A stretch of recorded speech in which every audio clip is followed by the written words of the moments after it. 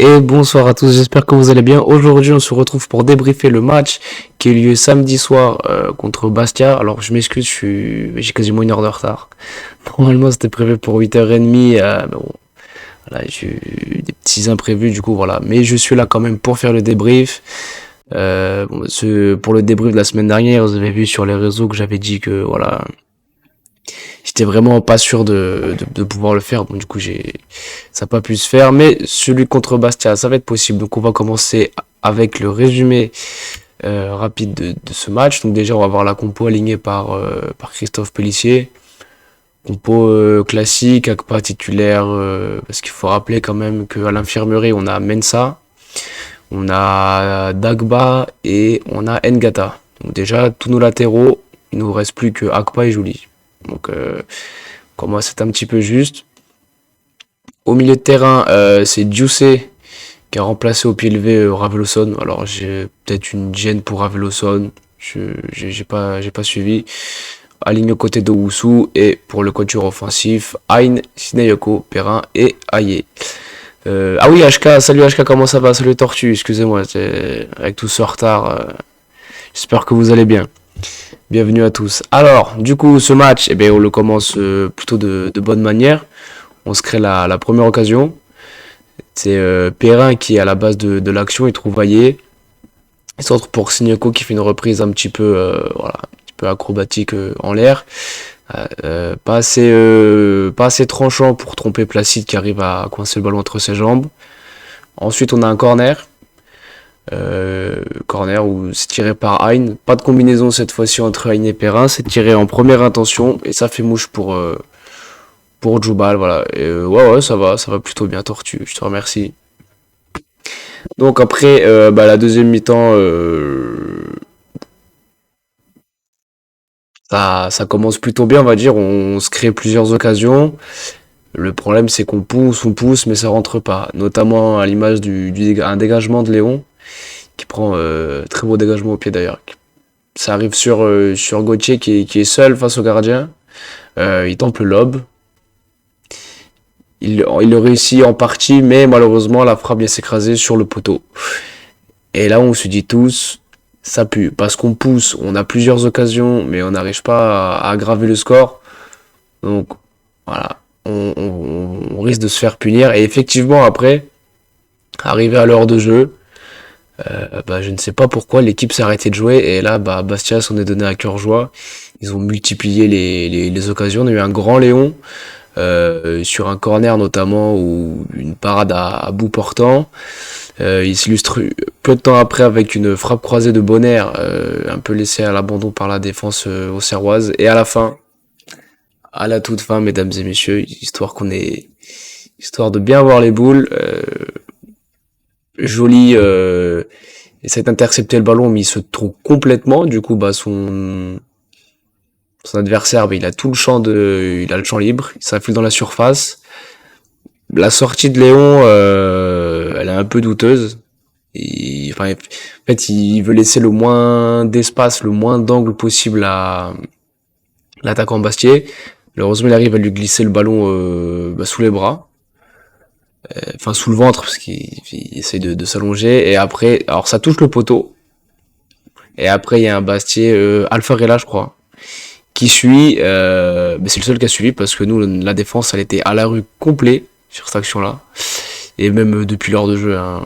Et du coup, voilà. Bastia qui vient arracher le match nul contre le leader de Ligue 2. Donc pour eux, qui est l'objectif maintien, c'est plutôt une bonne chose. Pour nous, c'est une moins bonne chose parce que voilà, on avait un petit matelas avant le match de ce soir. Quand Angers, mais je vais en reparler un peu plus tard au fil de la soirée. Alors, petit spoil, mais c'est plutôt bien parti pour nous parce que quand on a ouvert le score, si je regardais vite fait, ça n'a pas bougé, mais normalement quand on mène 1-0 contre Angers, voilà, Angers ils sont un petit peu depuis qu'ils ont perdu contre nous, voilà, ça tire un peu à langue, mais voilà, on a la 39e minute à Caen. Ouais, il restera encore une deuxième mi-temps, donc méfiance. Quand Angers c'est comme une équipe qui a des qualités, on l'a vu. Caen aussi, donc voilà, allez Caen. Mais ouais, du coup, non, pour revenir sur ce match, c'est frustrant. On sait que Bastia, voilà, c'est pas une équipe qui allait forcément proposer du jeu. C'est vrai que si à la base on a voulu faire notre voilà ce qu'on sait faire, jouer au ballon. Voilà, Bastia avait entre guillemets mis le bus et voilà, essayer tant bien de mal de défendre. Et alors il faudra m'expliquer pourquoi à l'heure de jeu. On a été cramoise complet. Et alors là, les assauts, on les voyait les uns après les autres, on dit, c'est pas possible, ça va rentrer. Et effectivement, c'est rentré. Les remplaçants, ils ont pas amené forcément grand-chose. On va en parler après par la suite. Bah, tiens, on va passer aux notes. Parce que de toute façon, qu'est-ce qu'il y a à retenir de ce match? Ben, qu'on est déçu, que c'est très très frustrant. Après, voilà, ça a arrêté de jouer. Ça parle de suffisance, je dirais. Alors, si c'est le cas, c'est une grande grande erreur.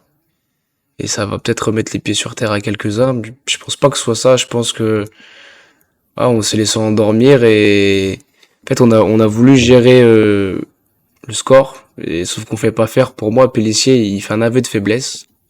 Alors après, suivant les gens, voilà, les avis peuvent être différents. Mais pour moi, quand dans le dernier quart d'heure, tu fais sortir Perrin qui est lié pour faire rentrer Raveloson qui est plutôt au milieu de terrain, et là déjà t'envoies un message en face. En gros, tu gagnes 15-0 et tu étais à domicile. Le stade est plein, il y a une belle ambiance. Et tu te dis, pour moi, le signal que t'envoies, il est pas bon. C'est-à-dire que je suis le coach d'en face. Je me dis, ah ouais, il va vouloir jouer la sécurité. Bah là. Et le problème, c'est que en fait, on a voulu faire un jeu qui n'est pas le nôtre. Tenir un score, essayer de gérer le ballon, gérer nos temps faibles, tout ça, on n'y arrive pas. Et il faut. Peut-être que par la suite, ils y arriveront, mais voilà. Pour moi, pour l'instant, qui est 1-0, 3-0, 4-0, il faut pratiquer le même jeu. Il faut pas qu'on laisse le doute s'installer chez nous et pas laisser euh, l'opportunité à l'adversaire de penser qu'il y a des failles et que bah, s'il pousse un petit peu, ils vont pouvoir faire quelque chose. Malheureusement, c'est ce qu'on a fait samedi soir. Donc, on va passer aux notes. Les notes. Alors, attendez. Pourquoi ça s'affiche pas? Ça commence mal cette histoire. Euh, Bah, les notes. Et bah voilà. Attendez, on va relancer le truc. Tortue qui nous dit toujours ouais, ouais, on est toujours premier, mais bon, là ça va que pour l'instant Angers perd. Mais alors déjà faudra attendre la fin du match. Mais contre un adversaire qui est à notre portée, sans vouloir faire offense à Bastia. Là c'est en plus t'es chez toi, t'es à domicile, est plutôt pas mal. Voilà, laisser ces deux petits points filés dans les dernières minutes. Sachant qu'il y a le poteau, qu'on a eu les occasions, il y a eu celle de Sina, il y a Aïe aussi qui a eu des occasions. C'est argent, c'est argent. Alors, est-ce qu'on va réussir à faire ça? Eh ben voilà. Alors, attends, on va peut-être essayer d'agrandir un petit peu. Voilà, impeccable. Donc, on va passer aux notes. Alors, on va commencer par Léon. Euh, pour Léon, je suis mitigé. Parce que sa dernière sortie sur le but, est-ce que s'il part vraiment aux champignons, Est-ce que, est-ce qu'il serait, s'il n'était pas resté dans ses buts, voilà, dans ce sens-là, ce sera plus simple. Est-ce que s'il était resté sur sa ligne, enfin, on ne saura jamais, mais j'ai quand même envie de mettre bon match. Ouais, je pense qu'on prend pas le but, je l'aurais mis dans un très bon match. Le problème, c'est que sur le dernier but, alors il n'est pas à 100% fautif, mais je pense que c'était peut-être, je parle bien conditionnel, c'est peut-être pas la meilleure façon de défendre. Bon, après la défense était cuite, Léon était un petit peu seul pour gérer tous les assauts, donc bon, c'est pour ça que je le mets dans bon match parce qu'il sort quand même des gros gros arrêts. Il nous maintient quasiment jusqu'à la fin, donc bon match pour lui. Akpa, Akpa, il fait un match, je suis entre le correct et le décevant. C'est là qu'on voit la différence avec Mensa, c'est que, j'ai déjà dit, hein, mais Akpa, il ose pas assez. Il prend pas assez d'initiative. Il a les capacités. Il a la vitesse. Il a la technique. Il a une très bonne qualité de centre. Il pourrait même s'infliger. Il a une très bonne qualité de passe aussi. J'ai souvenir qu'il avait fait une passe D pour Gochain en début de saison dans le dos des défenseurs qui était vraiment de très bonne qualité. Et ça, malheureusement, on le voit plus. J'ai l'impression qu'il joue avec le frein à main et c'est dommage. C'est dommage. Et après, pour son match, correct, décevant, correct, décevant.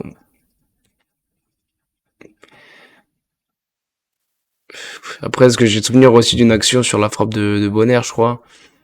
Ou pareil, alors je sais pas si c'est lui qui est censé être au marquage ou pas, mais c'est lui le plus proche et le mec il a un boulevard pour acheter sa frappe.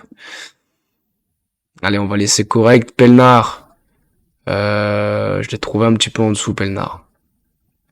Je trouvais un peu en dessous. Ouais, décevant. Djoubal, je trouve qu'il fait...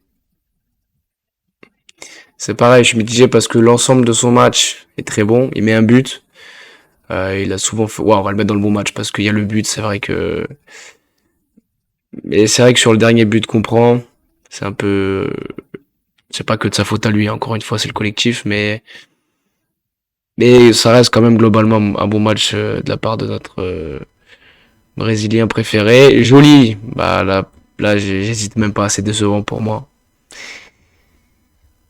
Il laisse trop souvent son couloir vide. Moi je veux bien qu'il monte, Paul. C'est pas le problème. Qu'il monte, prendre des espaces, qu'il prenne des initiatives, ok. Mais c'est trop en fait. C'est trop. Alors autant Jussé et Wusu, je veux bien qu'ils viennent compenser, mais à la fin du match, et si t'as plus les jambes de revenir, essaye de monter un peu moins, surtout que tu te projettes comme ça. Si, en plus, si le plan de jeu, c'est d'essayer de tenir le score, ne pars pas à l'abordage comme ça. Parce qu'après, on se fait punir clairement là-dessus. Et je trouve que c'est dommage. C'est vraiment dommage. Voilà, déjà, je le trouve un petit peu en dessous depuis quelques temps. C'est pas catastrophique, mais voilà. Faut pas qu'il oublie qu'il est latéral droit, pas ailier droit. Et même si ses collègues au milieu de terrain font très bien le travail d'essuie-glace, voilà, il faut quand même essayer de trouver le juste milieu. On va passer à Oussou, au milieu de terrain. Oussou, je trouve il fait un bon match. Il fait un bon match, il est très solide derrière. Dioussé, pareil, je trouve qu'il a gratté un nombre de ballons. Pas mal du tout. Après, c'est vrai que par moment, les relances, peut-être pour ça que je vais le mettre... des fois, les relances, c'est un peu limite. Ça manque de précision. Mais sur le niveau défensif, c'est plutôt pas mal. Alors, notre ami Sinayeko, on va passer aux attaquants. Sinayeko, bah, je vais le mettre correct.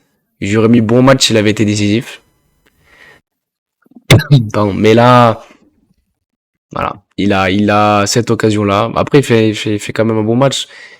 Mais voilà, le petit élément qui aurait pu le faire basculer dans le bon match, c'est voilà, de conclure son action.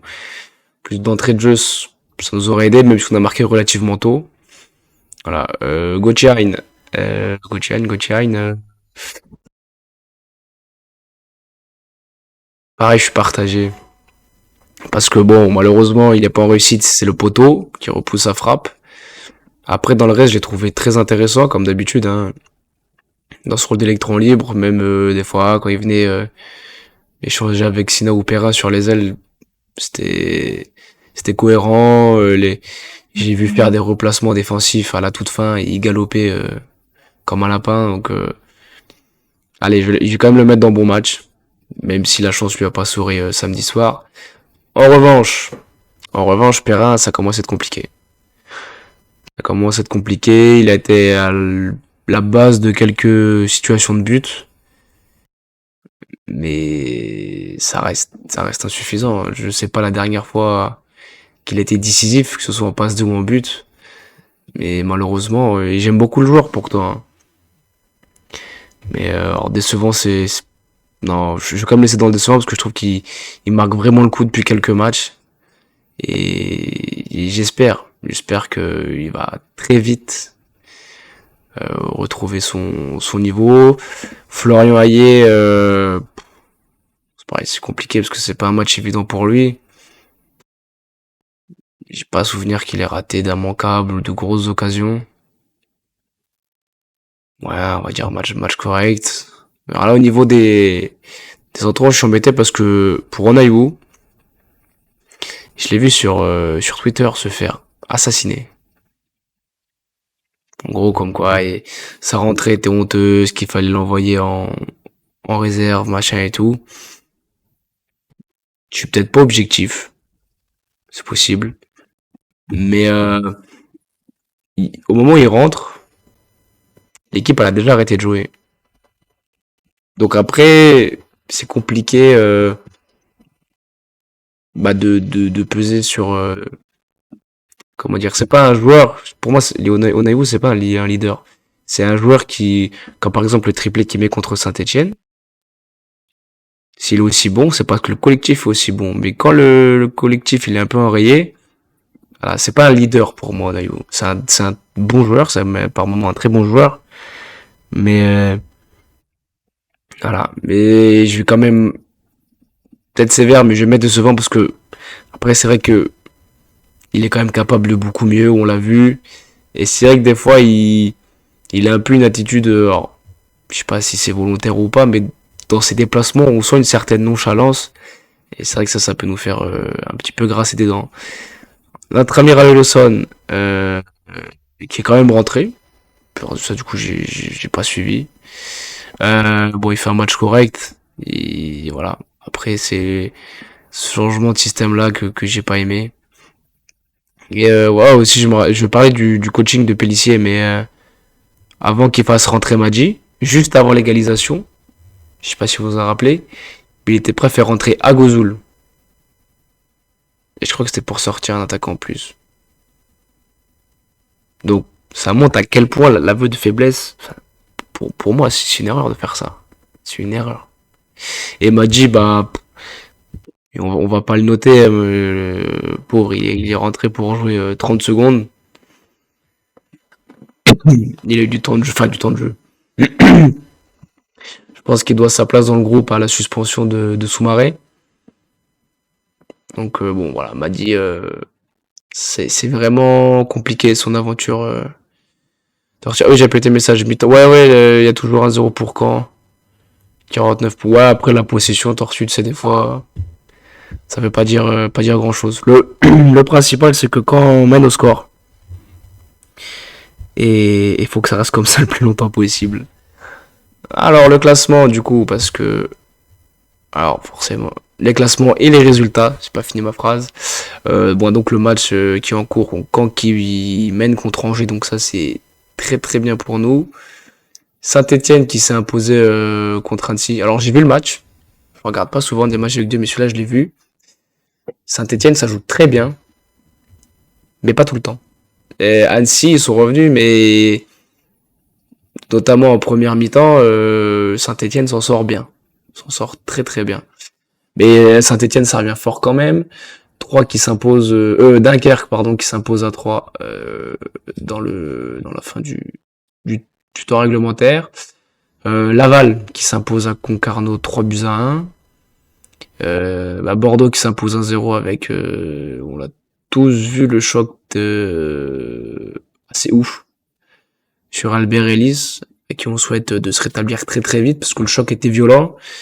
Je crois qu'aux dernières nouvelles je crois qu'il est encore il est encore sous coma artificiel.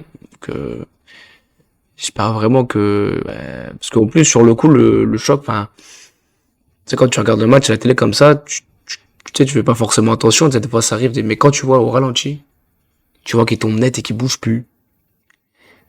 Là tu te dis oui là ça commence à sentir mauvais. Pour le reste, pardon, Rodez qui s'est imposé à Valenciennes 2-0. Et ouais, après, il y a eu Ajaccio 0-0 contre Amiens, pareil pour Quevilly par FC, et Pau qui s'impose sur la plus petite démarche contre Grenoble.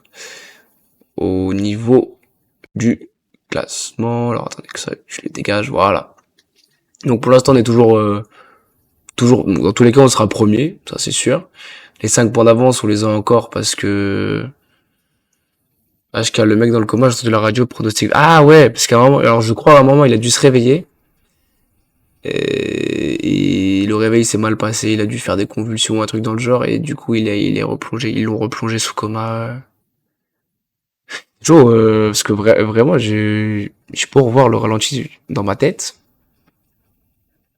mais donc on espère vraiment très sincèrement qu'il va réussir à se remettre de tout ça, mais j'espère surtout aussi qu'il aura pas de séquelles et qu'il pourra rejouer le plus vite possible pour lui et pour surtout pour lui et puis pour aussi pour Bordeaux. Mais ouais, c'était assez choquant les images. Donc au classement, donc Saint-Etienne qui est sur 3 victoires d'affilée, donc là ça revient. Bon, ils reviennent fort, mais on a quand même 10 points d'avance sur eux. Mais il faut pas oublier qu'on les affronte dans 15 jours et ce sera chez eux. Et maintenant qu'il y a un petit passif entre nous et Saint-Etienne, les barrages, le match aller on les plume. Donc voilà, ça va être un gros match à suivre. Bon, Angers, on va surveiller. Laval, c'est que Laval, ils reviennent. Enfin, ils reviennent tous, mais on a quand même 7 points d'avance sur le troisième. Ce qui est pas négligeable. Mais c'est pas pour autant qu'il faut se reposer sur nos lauriers. Et il faudra s'imposer dès samedi contre Valenciennes. Et Valenciennes qui est dans un état de forme très très compliqué. Donc là, ils ont perdu chez eux. Et j'ai vu en plus Valenciennes. Tiens, attendez, juste avant qu'on parle de Valenciennes, la prochaine journée, si j'arrive à l'afficher correctement. Voilà. Donc, Paris FC Saint-Etienne. Euh... Ah, il joue encore à 15h Saint-Etienne. Peut-être que je vais regarder le match. On verra. Et ce sera, dans tous les cas, on suivra le score. Laval qui reçoit Amiens, Rodez Bordeaux, ouais. Angers Ajaccio. Angers qui joue encore un lundi. Pau Caen, Bastia Grenoble, Guingamp 3 et forcément Auxerre Valenciennes. Donc, la compo de Valenciennes, donc celle qui s'est inclinée contre Rodez. Alors, il n'y a pas de joueurs pour moi qui sortent du lot, vraiment. Il y a quelques individualités, mais rien de. Il y a notamment Kufo, leur défenseur central, alors de base c'était un latéral. Je crois qu'il a fait une grosse partie de sa carrière à Nancy. Et lui, il doit avoir la trentaine, 34, 35 ans, je crois. Il a énormément d'expérience. Alors, jeune ailier gauche il a pas des stats de ouf. Le petit Hamash, mais il faudra s'en méfier, parce que c'est un profil typiquement qui peut faire mal. Et si je lui monte trop, c'est ce qui est régulièrement le cas. Et voilà, c'est typiquement le joueur qui peut nous faire mal dans le dos. Ça va quand même plutôt vite. Kono Kaert, pareil, c'est un ailier qui a à l'inverse d'Amash, beaucoup d'expérience. Et il y a leur avant-centre Jung. Alors lui, il avait été bon, il y a un moment déjà. Il avait fait une grosse saison, c'était en national, je crois que c'est avec Quevilly. Il avait dû passer la barre des... Ah voilà, 21 buts en 30 matchs de national. Mais bon, ça remonte à il y a 3-4 ans. Et après, il s'est un petit peu perdu en route. Je crois qu'il était parti en Belgique. Je sais plus. Au stand, ouais, ça, il est parti au stand. Ça n'a pas marché, du coup, il a été prêté à Valenciennes et il a mis 2 buts. Et 2 passes D en 19 matchs de Ligue 2. Bon, c'est pas fou, quoi. Alors, par contre, il y a un autre joueur du côté de Valenciennes où j'ai essayé de piquer des infos, mais j'ai pas trouvé. C'est Aymen Boutou Taou, pas évident à prononcer. C'est un milieu offensif ailier, assez polyvalent. Si je dis pas de bêtises, c'est le meilleur buteur de Valenciennes. Il a mis 4 buts. Ouais, c'est pas non plus oufissime. Une passe D. Mais il a été écarté, il est écarté du groupe. Alors il me semble pas que ce soit une blessure, c'est pas une suspension. Alors après, Je m'intéresse pas assez à Valenciennes pour voir, pour savoir ce qui s'y passe vraiment.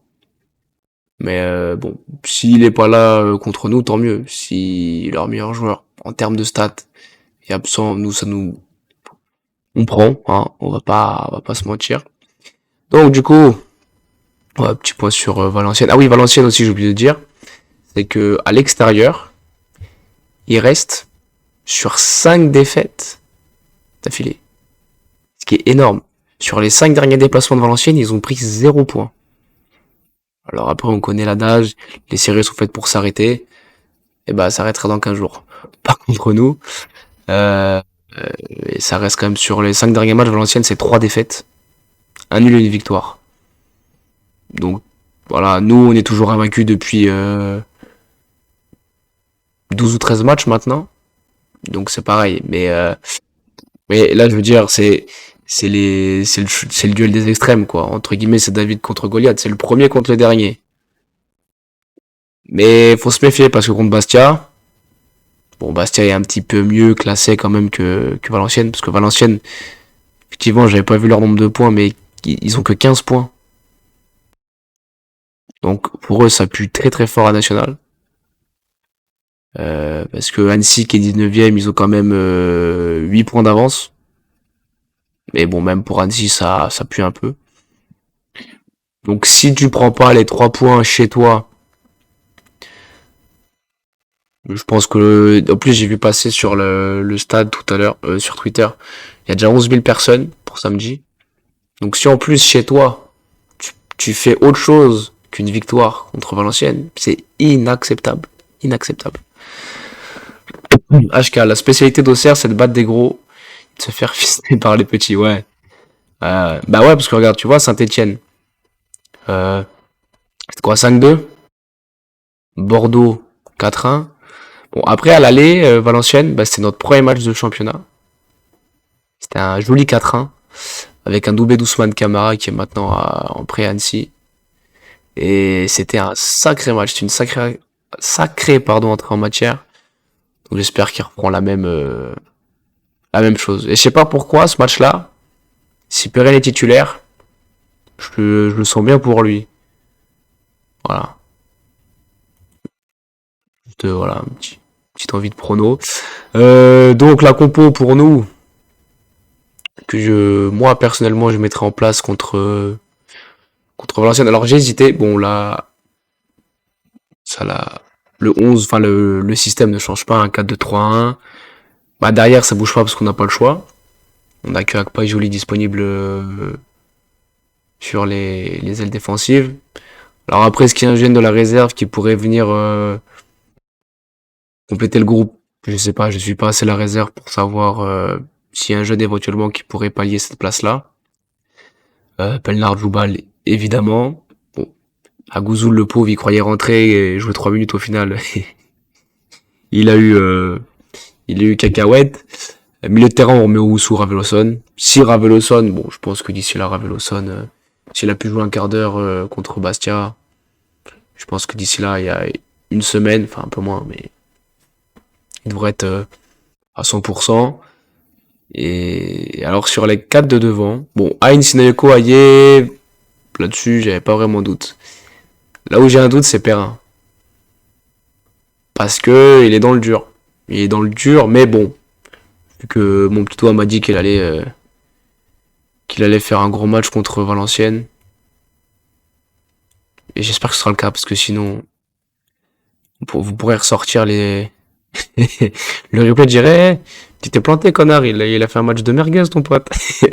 Enfin, mon pote, c'est pas mon pote, mais voilà. De toute façon, depuis le temps qu'il a pas marqué, ça va bien finir par arriver. Voilà. Donc, j'espère, et allez, le flair me dit que ça pourrait arriver contre Valenciennes. À voir. Et après, moi, sur le banc, voilà. Du coup, je remettrai Madji faute de joueurs, hein. C'est vrai que on a Mensa qui est blessé plusieurs semaines. Dagba, pareil. Ngata, en plus, c'est con parce que pour Dagba, ça tombe mal parce que bon, Ngata qui se repète. Ça déjà, ça nous a tous bien fait chier. Mais vu qu'on voit que Joly, en général, à l'heure de jeu, vu qu'il fait des, vu qu'il court dans tous les sens, et qu'après à la fin il a du mal à revenir, tu dis à l'heure de jeu, tu fais rentrer Dagba à la place de Joly, bah, il n'y a pas non plus, voilà, il n'y a pas de scandale. Mais là, du coup, bah, vu qu'il s'est blessé aussi, c'est vrai que lui, sur ça, si tu prends l'ensemble de sa carrière, il n'a pas été épargné par les blessures, malheureusement. Voilà. Puis bah voilà, le débrief va toucher à sa fin. Je pense avoir fait le tour. Il me semble rien avoir oublié. Non, je pense avoir fait le tour. On a parlé vite fait de Valenciennes, la compo, le classement. Ouais, je pense qu'on a fait le tour. Du coup, bon, je vais m'arrêter là. Je vais vous laisser passer une bonne fin de soirée. Bien évidemment, vous pouvez me suivre sur les réseaux affichés à ne pas oublier. C'est moi, HK, ou t'as fait le clip que t'as fait, c'est là où j'ai dit que Perrin allait sortir un gros match contre contre Valenciennes, c'est ça? Salut, salut Torchi, bonne nuit, merci d'être venu. Merci beaucoup à toi. Donc oui, n'hésitez pas à me suivre sur Twitter, Facebook, YouTube, qui sont affichés sur l'écran tout simplement. Je vais essayer de vous rebalancer vite fait bien fait le lien du serveur Discord dans le chat. Voilà. Parce que ce qui est pratique, c'est que dès qu'il y a un stream qui se lance, bam, direct si vous êtes dans le groupe, vous le recevez, allez, une minute après. Et pareil, une fois que c'est disponible sur YouTube, pareil, vous recevez la notification instantanément. Donc voilà, c'est plutôt intéressant. Alors attendez, est-ce que je vais réussir à retrouver le lien? Ah voilà, je vais vous l'envoyer. Je vais vous envoyer ça tout de suite. Ou vous savez quoi? Regardez, on va faire un truc. Paf! Et on va balancer tout ça sur le chat. Stream élément. Ah bah ils sont déchargés pour moi. Bon bah impeccable. Bon voilà, du coup j'ai rebalancé un peu tous les liens. Il y a aussi Instagram, mais je suis pas trop dessus. Il y a TikTok aussi. Mais voilà, cette semaine j'ai rien mis. Donc voilà, n'hésitez pas à liker, partager si cette émission vous a plu. Et puis je vous dis à très bientôt et passez tous une très bonne soirée. Allez les GIA. Ciao.